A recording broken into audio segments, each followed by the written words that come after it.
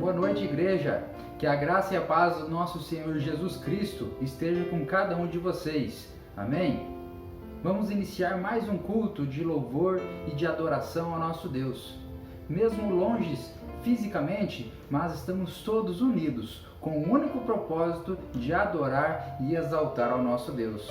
Neste momento de oração, peça para que o Espírito Santo do Senhor te traga alegrias nessa noite e que o teu coração possa sair daqui repleto do amor de Cristo. Oremos. Senhor Deus e Pai Todo-Poderoso, louvado seja teu nome. Obrigado, Pai, porque a tua fidelidade e a tua misericórdia, elas duram para sempre. E até aqui o Senhor tem nos sustentado.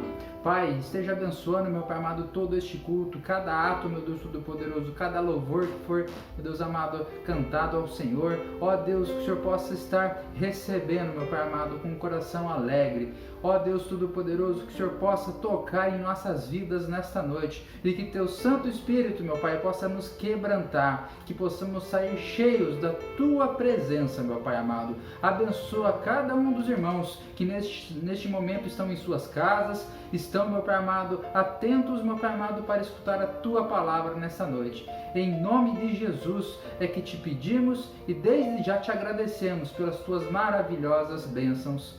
Amém. Vamos agora adorar ao Senhor.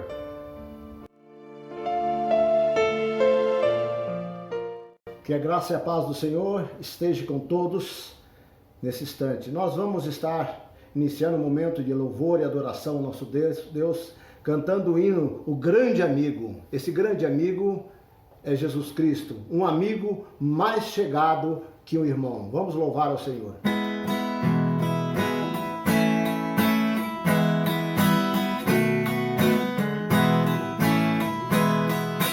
Em Jesus, amigo teu, mais chegado que o irmão, ele manda que levemos tudo a Deus em oração. Ó, que paz perdemos sempre, ó, que dor no coração, só porque nós não levamos tudo a Deus em oração. Temos lidas e pesares, e na vida tentação, não ficamos sem conforto, indo a Cristo em oração. Haverá um outro amigo de tão grande compaixão, os contritos Jesus Cristo sempre atende em oração. E se nós desfalecemos,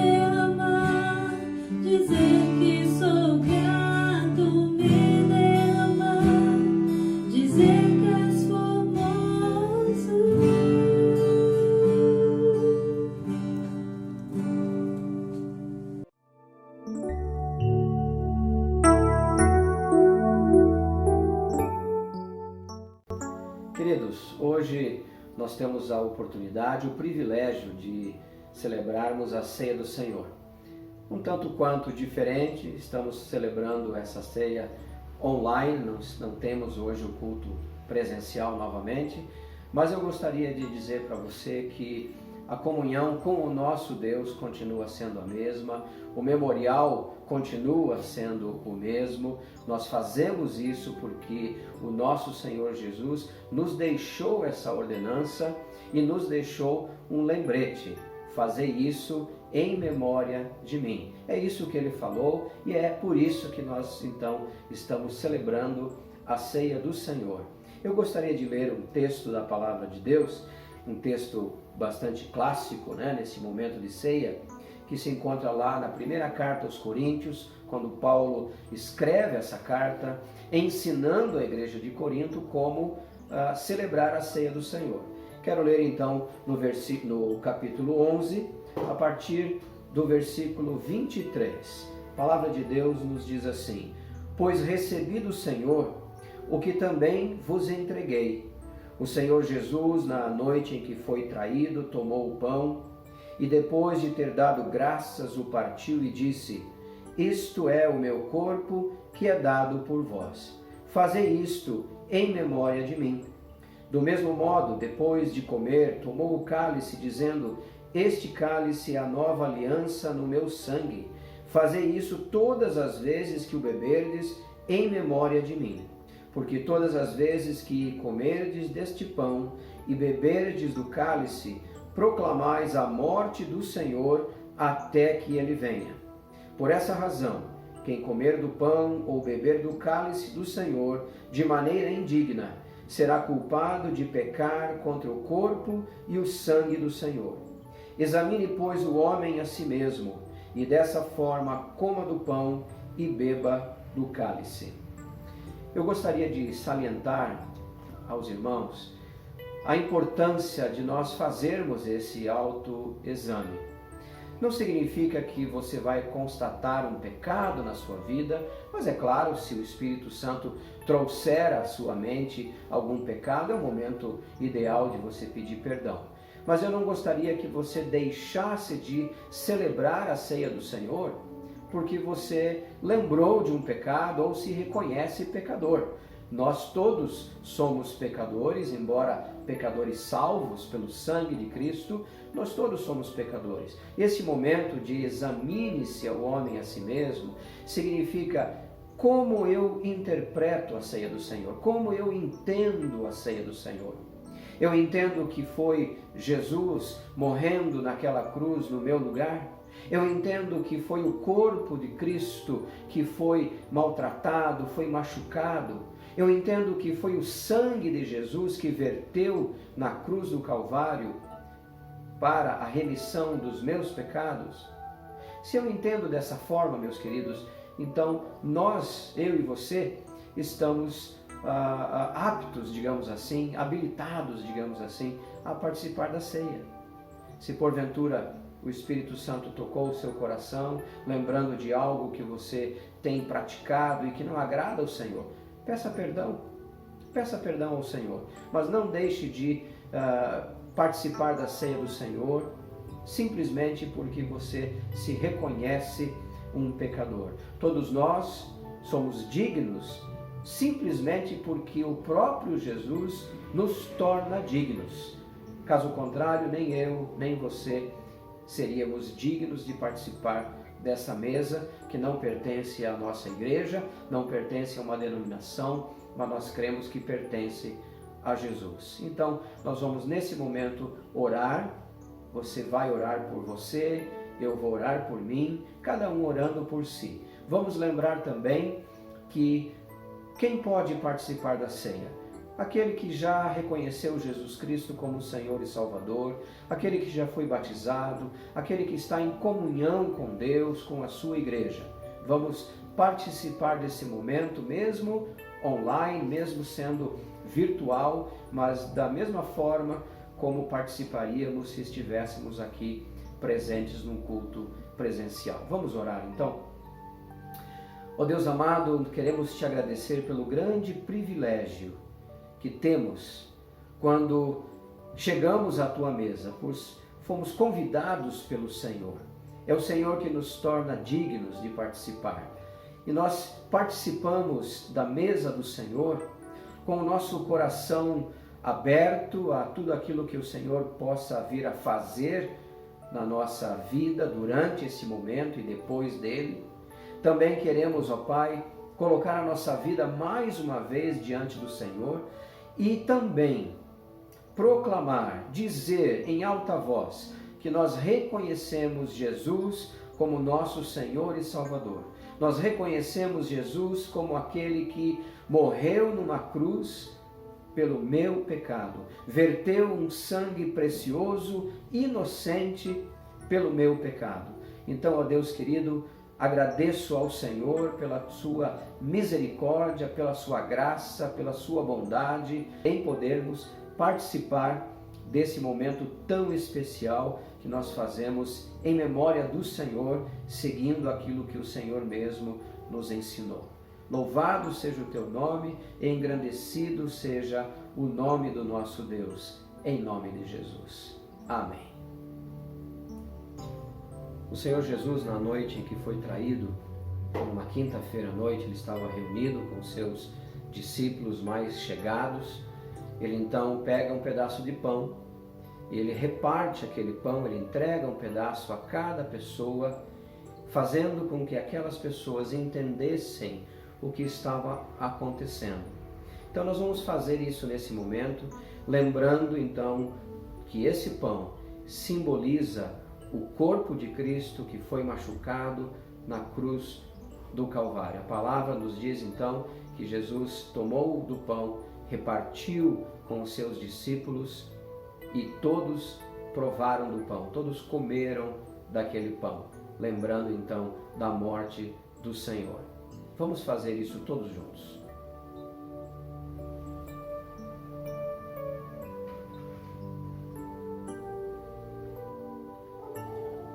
Do mesmo modo, ele pegou um cálice com vinho e distribuiu, e todos participaram naquele momento, tomando daquele vinho, mas lembrando que aquele vinho estava simbolizando o sangue de Cristo que ia ser derramado no dia seguinte na cruz para a remissão dos nossos pecados. Então a palavra também nos diz que após eles repartirem o pão, após eles cearem, pegaram o cálice, tomaram daquele vinho, simbolizando o sangue de Cristo.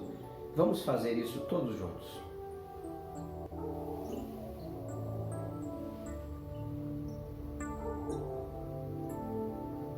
Vamos orar. Deus amado, queremos agradecer ao Senhor por mais uma vez podermos ter o privilégio de participar da ceia do Senhor. Nós reconhecemos Jesus como nosso Senhor e Salvador, reconhecemos que foi Ele que entregou a sua própria vida, deixou com que o seu corpo fosse machucado, transpassado, o seu sangue derramado naquela cruz para a remissão dos nossos pecados. Muito obrigado a Deus pelo privilégio e pela oportunidade de mais uma vez podermos obedecer ao Senhor nessa ordenança, fazermos tudo isso para lembrar do Senhor, como o Senhor nos ensinou, fazer em memória do Senhor. Nós queremos pedir com que o Senhor continue nos dando comunhão com o Senhor, comunhão com a própria igreja, comunhão através do seu Santo Espírito. Agradecemos, ó Deus, porque o Senhor nos torna dignos de participarmos desse momento. Louvado seja o teu nome, engrandecido seja o teu nome, em nome de Jesus. Amém.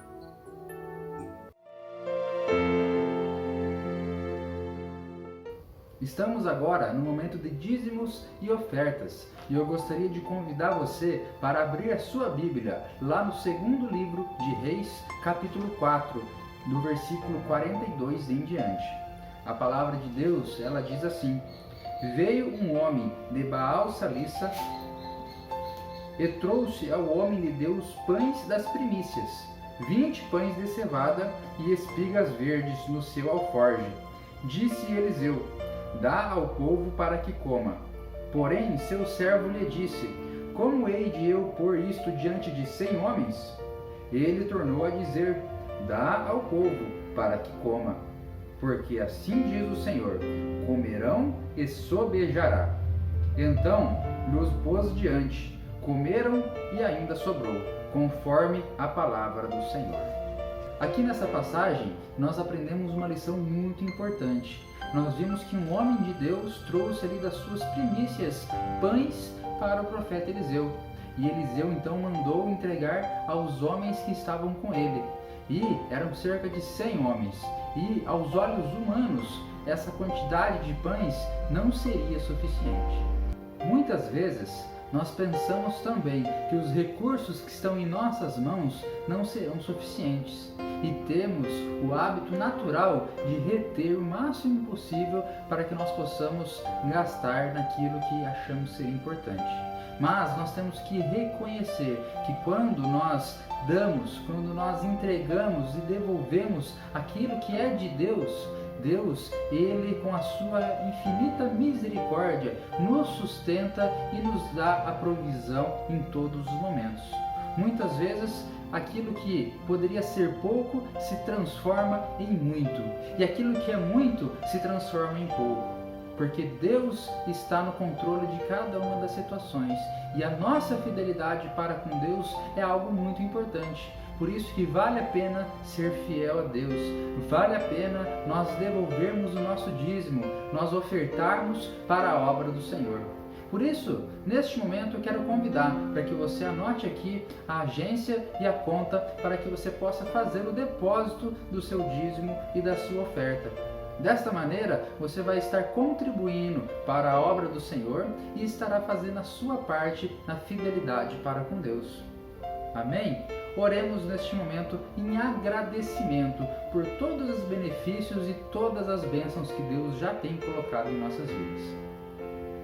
Senhor Deus, obrigado porque a Tua graça e a Tua misericórdia, elas duram para sempre. Louvado seja Teu nome em todo o tempo. Obrigado, Pai, pelo sustento que nós temos no Senhor. Obrigado porque o Senhor, meu Pai amado, não deixa faltar, meu Pai amado, alimento, não nos deixa faltar tudo aquilo que é necessário em nossas vidas. Louvado seja Teu nome. Continue abençoando, meu Pai amado, a cada uma das vidas, meu Pai amado, dessa igreja, de cada pessoa que está assistindo agora, meu Pai amado, a este culto. Deus, que o Senhor possa fazer, meu Deus amado, milagres nessas vidas, meu Pai. Que as Tuas provisões, meu Pai amado, sejam imensas na vida de cada um. Deus Todo-Poderoso nos ensina a sermos fiéis a Ti. Que o nosso coração seja um coração grato pelas maravilhas e pelas bênçãos que o Senhor tem feito para conosco. Louvado seja Teu nome, em nome de Jesus. Amém.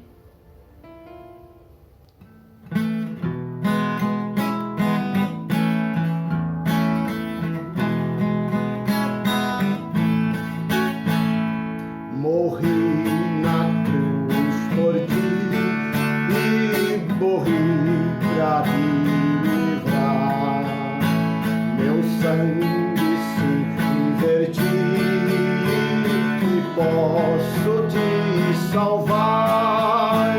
Morri na cruz por Ti, que fazes tudo por mim. Morri na cruz por Ti, que fazes tudo por mim. Aqui vivi por Ti e com muito sabor. Sim, tudo fiz aqui pra ser Teu Salvador. Morri na cruz por Ti, que fazes tudo por mim. Morri na cruz por Ti, que fazes tudo por mim. Sofri na cruz por Ti, a fim de salvar. A vida consegui, e Tu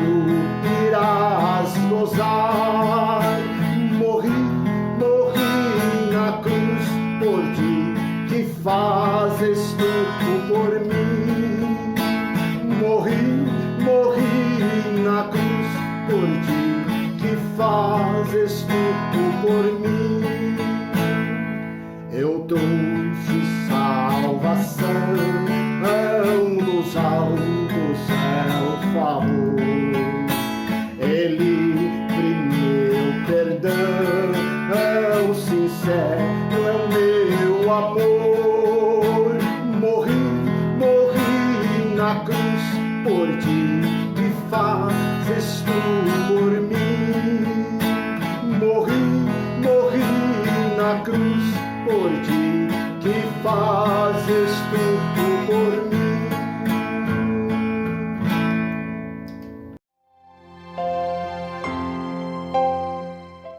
Graça e paz, meus queridos. Quero convidar você a abrir a sua Bíblia em João capítulo 2. Nós vamos ler a partir do versículo 12. João capítulo 2, a partir do versículo 12. A palavra de Deus nos diz assim: Depois disso, ele desceu para Cafarnaum com sua mãe, seus irmãos e seus discípulos, e ficaram ali poucos dias. Ao aproximar-se a Páscoa dos judeus, Jesus subiu para Jerusalém e encontrou no pátio do templo os que vendiam bois, ovelhas e pombas, além dos cambistas ali sentados. Fez então um chicote de cordas e expulsou todos do pátio do templo, bem como as ovelhas e os bois, e esparramou o dinheiro dos cambistas, e revirou as suas mesas. Então disse aos que vendiam as pombas: Tirai estas coisas daqui, não façais da casa de meu pai um mercado. E seus discípulos lembraram-se de que está escrito: O zelo pela tua casa me consumirá. Queridos, logo depois do casamento em Caná da Galileia, que está descrito no início deste capítulo, número 2, Jesus viaja para uma cidade chamada Cafarnaum, com sua mãe, irmãos e os discípulos, e ali ele fica por alguns dias.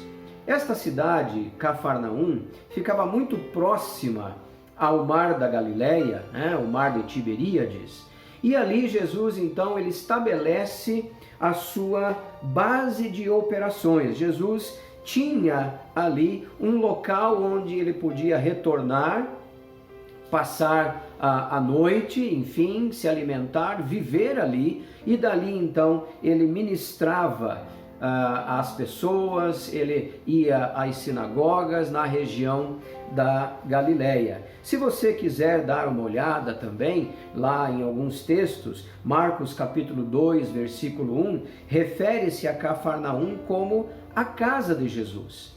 E Mateus capítulo 9, versículo 1, descreve Cafarnaum como sua cidade. Então depois você pode ter a oportunidade de dar uma olhada nesses dois versículos. Quando se aproximava a Páscoa dos judeus, Jesus então viaja a Jerusalém. Jesus sai então da Galileia, passa por Samaria e vai chegar então à Judéia, onde estava a cidade de Jerusalém. Quando ele chega a Jerusalém, ele encontra o pátio do templo, ou no pátio do templo, bois, ovelhas, pombas, cambistas ali sentados. Isso se encontra no versículo 14. Jesus encontrou todos os tipos de comércio e de comerciantes no pátio, especialmente no pátio dos gentios, o único lugar onde aquele que não era judeu tinha permissão para adorar a Deus. Veja que coisa!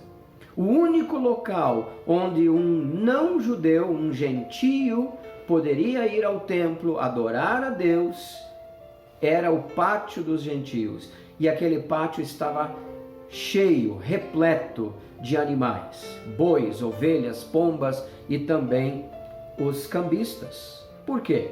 Porque durante a Páscoa, as pessoas iam até o templo, iam até Jerusalém para oferecerem sacrifícios. Era uma vez ao ano que eles faziam isso, mas eles não tinham condições de trazer os seus animais. Então o que acontecia? Eles, chegando àquele local, eles então poderiam comprar uma ovelha, poderiam comprar um boi, poderiam comprar uma pombinha, né, para fazer o sacrifício. Então o comércio, ele tornou-se muito intenso e se intensificava muito mais, é claro, na época da Páscoa. É claro, é óbvio que isso teria sido muito mais adequado se eles fizessem tudo isso em um estábulo.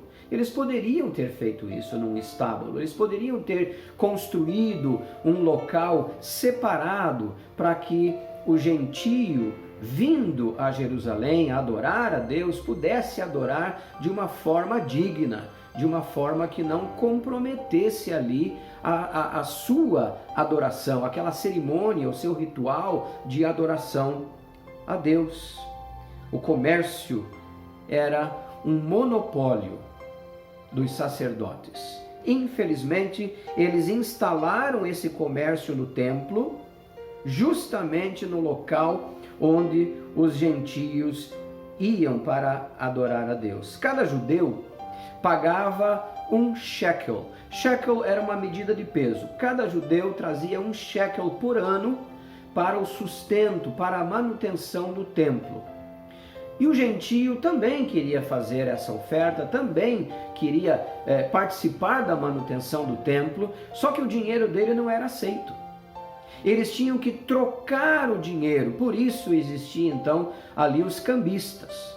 Eles trocavam o dinheiro do gentio, que é aquele dinheiro que circulava durante a semana naquela sociedade, só que a troca, existia um ágio muito grande, existiam taxas de câmbio muito grandes, e é claro que quem lucrava com tudo isso eram os sacerdotes. Por quê? Eles eram o dono daquele comércio e os cambistas trabalhavam para eles.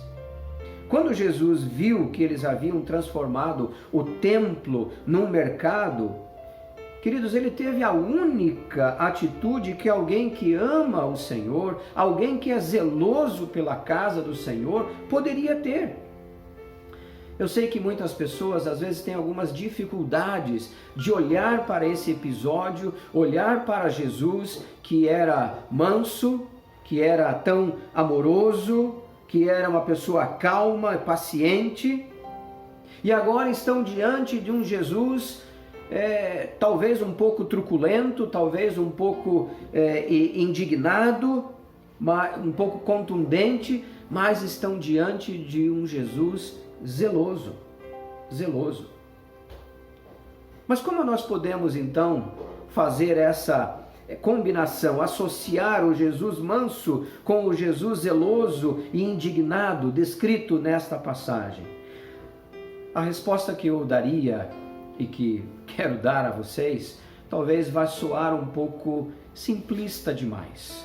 A resposta que eu dou a vocês é: temos que olhar para Jesus, temos que ver o Jesus perfeito, o Jesus que não cometeu erros, o Jesus que não cometeu pecados, considerando todas as suas atitudes como sendo corretas e apropriadas.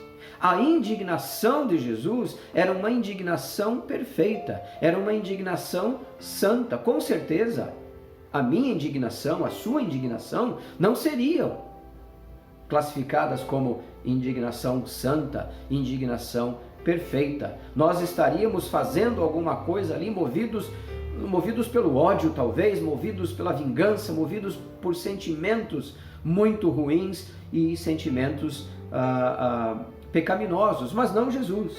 Jesus, então, ele derruba as mesas, Jesus, ele faz com que aqueles cambistas sejam expulsos do local, inclusive todos os animais. O que era aparentemente aceitável para o judaísmo era totalmente inaceitável para Jesus. Claramente notamos aqui que Jesus reprovou o que os religiosos estavam fazendo. Creio que esse é um ótimo aviso para a igreja também dos dias de hoje. Será que o que fazemos em nossas igrejas está sendo aceito por Deus ou reprovado por Ele? A repreensão de Jesus era dirigida aos sacerdotes, pois o mercado, como eu já disse anteriormente, pertencia a eles e os cambistas eram funcionários deles. Portanto, aqueles sacerdotes, aquelas pessoas, aqueles líderes religiosos que deveriam conservar o templo limpo e puro, estavam mais interessados em fazer dinheiro fácil do que fazer com que as pessoas restaurassem o seu relacionamento com Deus. Eles não estavam interessados nas pessoas, eles estavam interessados no dinheiro das pessoas. Será que aqui existe alguma semelhança com os dias de hoje? Enquanto Jesus olha para as pessoas e diz: vai e não peques mais, falsos pastores, falsos mestres dizem às pessoas: obrigado e volte sempre. Existe um escritor cristão chamado Warren Wiersbe. Ele disse certa vez: separado do caráter, o ministério cristão é apenas uma atividade religiosa, ou ainda pior, um negócio religioso. Mas coisas assim, meus queridos, não aconteceram apenas nos tempos de Jesus. Durante a Idade Média, venderam-se as indulgências, aqueles papéis sem valor nenhum, usados para enganar o povo, fazendo com que eles acreditassem que, ao comprar aqueles papéis, eles estavam garantindo a sua salvação ou a salvação de outras pessoas. Infelizmente, algo muito semelhante acontece em algumas igrejas de hoje, igrejas ditas evangélicas. Você pode, por exemplo, comprar água do Rio Jordão. Você pode comprar terra vindo da Terra Santa. Você pode comprar, imagine só, até pedaços da cruz de Cristo. Jesus foi contra o uso do templo para o comércio e nós, como seguidores de Jesus, também somos contra o uso das nossas igrejas para o comércio. No versículo 16, nós lemos que Jesus disse que eles haviam transformado o templo em mercado. Veja só novamente o que diz o versículo 16: parem de fazer da casa de meu pai um mercado. Queridos, com a sua permissão, eu gostaria de reler este mesmo versículo, fazendo uma pequena mudança na última parte e quem sabe torná-lo um pouquinho mais contemporâneo. Parem de fazer da casa de meu pai um clube. Sabe, queridos, as denominações honestas, sérias, podem até não ter transformado a igreja em comércio, em mercado. Mas devemos estar muito atentos para que nossas igrejas não se tornem clubes, um lugar onde vamos apenas porque nos sentimos bem, porque há muitas atividades para todos os membros da família, onde podemos encontrar os amigos que não temos a oportunidade de ver durante a semana e nos sentirmos felizes. Me entenda aqui, eu não sou contra uma igreja onde eu me sinto bem, é óbvio que não. Eu não sou contra uma igreja que fornece, que dá condições para que todos os membros da família tenham as suas atividades, sejam no ministério infantil, no ministério de adolescentes, no ministério de jovens, no ministério de casais, no ministério da terceira idade. É claro que eu não sou contra isso, mas uma igreja é muito mais do que isso. O que a igreja representa para você? O que eu estou querendo dizer aqui, meus queridos? Agora, nesse momento, eu estou falando da igreja prédio, eu estou falando da igreja edifício. Eu espero que a igreja represente para você um lugar onde você serve ao Senhor, juntamente com outros irmãos. Não apenas um lugar onde você é servido, mas você chega lá com a disposição de servir. Você vai até a sua igreja para que suas necessidades e também as necessidades dos outros sejam supridas. E não apenas buscando lazer ou descontração.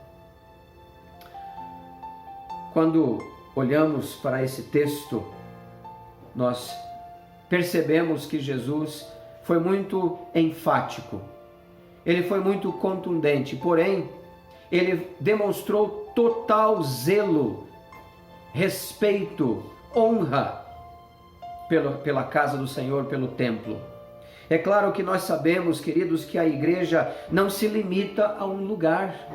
Igreja somos nós. Igreja é o ajuntamento de salvos por Jesus Cristo que decide reunir-se em um local, seja ele qual for, para adoração comunitária.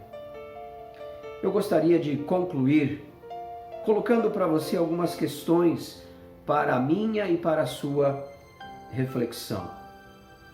Em primeiro lugar, você faz de sua igreja um local de encontro dominical para passar um tempo agradável apenas e quem sabe aprender um pouco mais? Esse é o seu objetivo de frequentar uma igreja aos domingos? Segundo lugar, qual é o tipo de igreja que você deseja ser? Qual é o tipo de igreja que você está cultivando?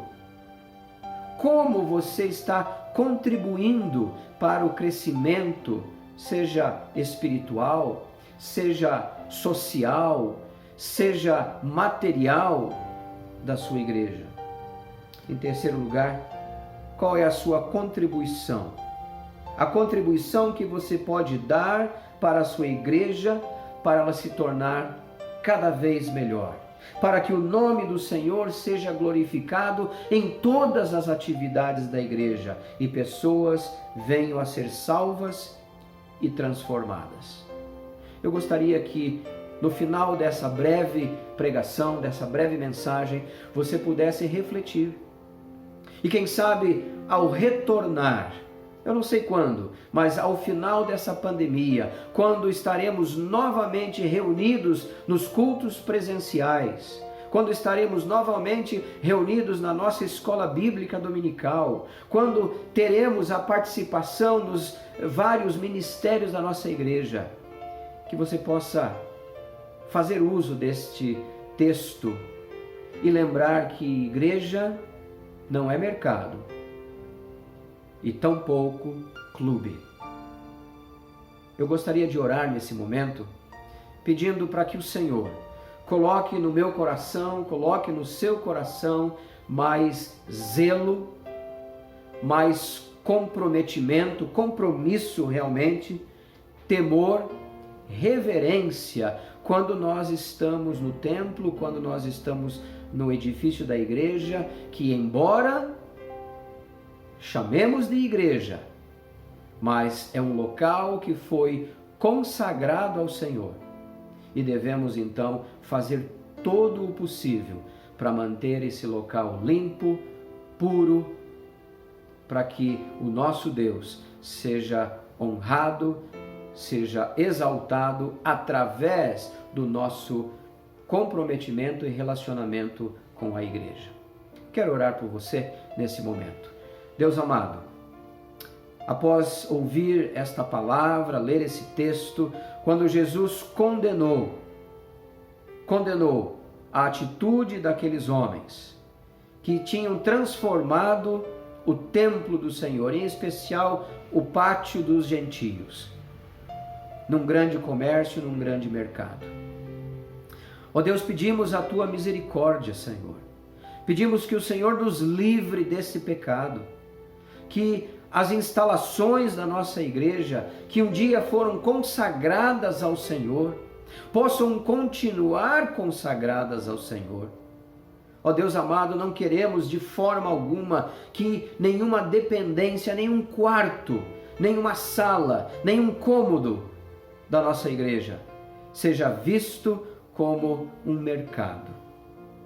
Mas também, ó Pai, livra-nos de olharmos para a nossa igreja como sendo um local de lazer apenas, um local de entretenimento, um local onde vamos porque estamos tão acostumados. O que vamos fazer no sábado? O que vamos fazer no domingo? Se não irmos à igreja? Livra-nos, ó Pai, desse pensamento. Coloque em nós o sentimento de que quando chegamos à nossa igreja, quando vamos à nossa igreja, é para abençoar as pessoas, é para servirmos uns aos outros. É claro, ó Deus, que é muito bom ter a comunhão com o Senhor e com os demais irmãos, mas, ó Deus, coloca no nosso coração o zelo pela Tua casa, o zelo pela Tua obra, a reverência quando estamos dentro do templo do Senhor, local onde foi consagrado tudo para o Senhor. Nos ajuda, ó Deus, a purificarmos o nosso coração, a purificarmos as nossas mãos, a purificarmos as nossas mentes, Senhor, para que o Senhor continue sendo o cabeça de nossa igreja, para que o Senhor continue sendo o centro da nossa adoração e do nosso culto. E assim, ó Deus, possamos abençoar não apenas aqueles que pertencem à Igreja Batista no Jardim Acrópole, mas também a todo esse bairro, com a Tua palavra, com o Teu amor e com a mensagem da salvação. Louvado seja o Teu nome, engrandecido seja o nome do nosso Deus, em nome de Jesus. Amém. Amém. Queridos, agora nós vamos adorar ao Senhor cantando um hino. Eu espero que você também possa fazer isso aí na sua casa. A letra vai ser projetada para nós cantarmos. Vamos estar nesse instante adorando o Senhor com o hino A Felicidade do Crente em Servir ao Senhor.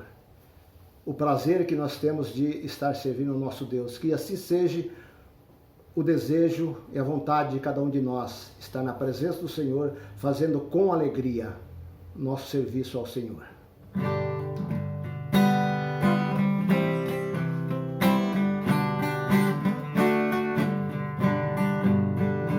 No serviço do meu Rei eu estou feliz, satisfeito e abençoado, proclamando no meu Rei a salvação, no serviço do meu Rei, no serviço do meu Rei, minha vida empregarei, gozo, paz, felicidade, tem quem serve ao meu bom Rei. No serviço do meu Rei eu sou feliz, obediente e corajoso, na tristeza ou na alegria, sem sorrir, no serviço do meu Rei, no serviço do meu Rei, minha vida empregarei, gozo, paz, felicidade, tem quem serve ao meu bom Rei. No serviço do meu Rei eu sou feliz, jubiloso e consagrado, ao seu lado desafia todo mal, no serviço do meu Rei, no serviço do meu Rei, minha vida empregarei, gozo, paz, felicidade, tem quem serve ao meu bom Rei. No serviço do meu Rei eu sou feliz, venturoso e decidido, quanto tenho no serviço gastarei, no serviço do meu Rei, no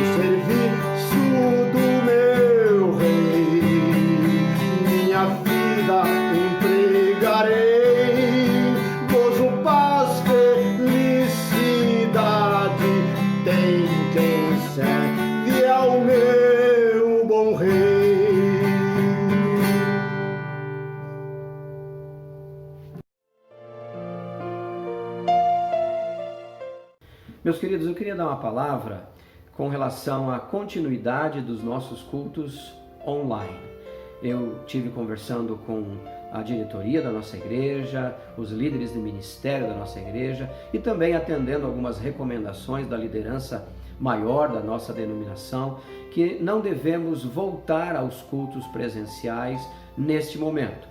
Existem algumas igrejas maiores, onde o espaço é maior e eles têm talvez condições melhores de cumprir algumas regras aí, as regras são bastante rígidas com relação a isso, mas nós vamos continuar ainda durante o mês de junho a fazer os nossos cultos online. Continue orando, continue pedindo ao Senhor para que Ele possa abreviar esse momento, continue orando pelas nossas famílias, pela segurança das nossas famílias, por proteção do Senhor, para que ninguém da nossa casa, nossos amigos, aquelas pessoas que nós mais amamos, que ninguém venha a ser contaminado por esse vírus.